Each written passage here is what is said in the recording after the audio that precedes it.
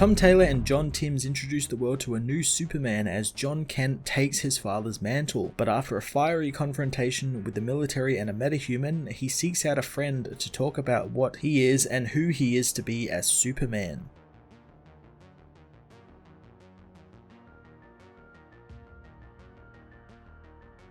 Tom Taylor has a big job introducing the world in both the DC Comics and the real world to a new Superman, while also making him different from his father, and for a first issue, he does a pretty fantastic job making it clear what John will stand for as the Man of Steel. It was fantastic seeing for his first outing as Superman that John is very much like his father in the compassion department, and will rather talk down threats than hit them. In fact, talking is a big part of this issue, as John discusses what he is meant to be with Robin, which leads to an interesting bit of information in that John might be actually getting a secret identity later in the book, which will be a fun return to the normal again. The one thing I am hoping for, and it's kind of hinted at in this book, is that we'll see a Lois Lane influence come over John a little bit more than his father, and how he decides to fight threats will be more based on how his mother fights threats as an investigative journalist. It's something I've always thought about when thinking about Superman's son or Superman's offspring, and how I'd like to see more of his mother's influence be used as his way of fighting crime and fighting threats.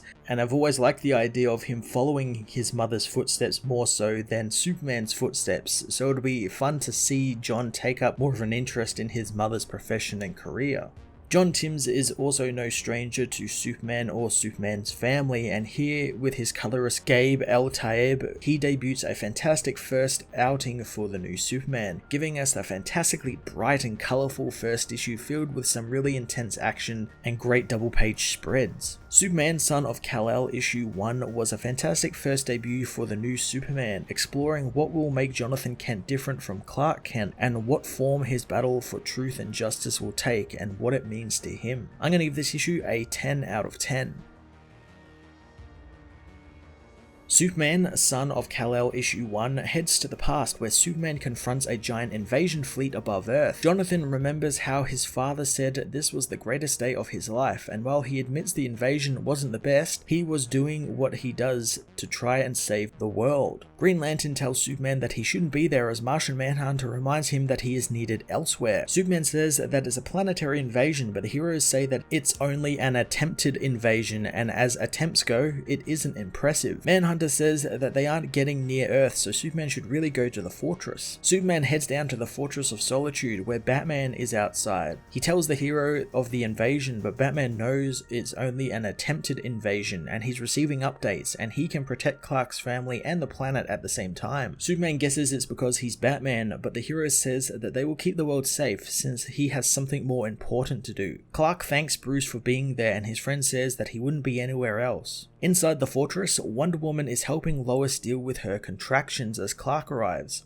Lois knows that he's cutting it close for a guy who's faster than a speeding bullet. Clark asks if anyone is worried about the alien invasion, but Diana says it's an attempted alien invasion. But the birth of this child is the single most important event in the world right now, since Superman's son could be the greatest hero the world has ever seen. Lois wants to wait until he's breathing outside of an amniotic sac before pushing unfair expectations on him. Diana apologizes as Lois asks for a moment alone with her husband. Lois asks if Clark is okay, as John knows that both his parents are the bravest people he knows, but they were both scared, not just on that day, but during the whole pregnancy, since with a baby of two worlds, anything could go wrong. Lois knows that Clark isn't used to being powerless, as John says that his father spent 8 months listening intently to 2 heartbeats and hoping. He knows that they risked so much, but they decided he was worth the risk. Soon, Lois gives birth to Johnathan Kent, and as the man knows, the 4 greatest heroes in the world were there for his birth, so it's a bit to live up to. Batman meanwhile tells Wonder Woman that he's run some tests on the boy, knowing with his human and Kryptonian physiology, he could be more than Clark. Diana knows that Bruce has a reputation, and it isn't helped by him conducting tests on an unborn child of their friends, but regardless of his powers, he will have the compassion of Superman and the fierce commitment of Lois Lane, and he could be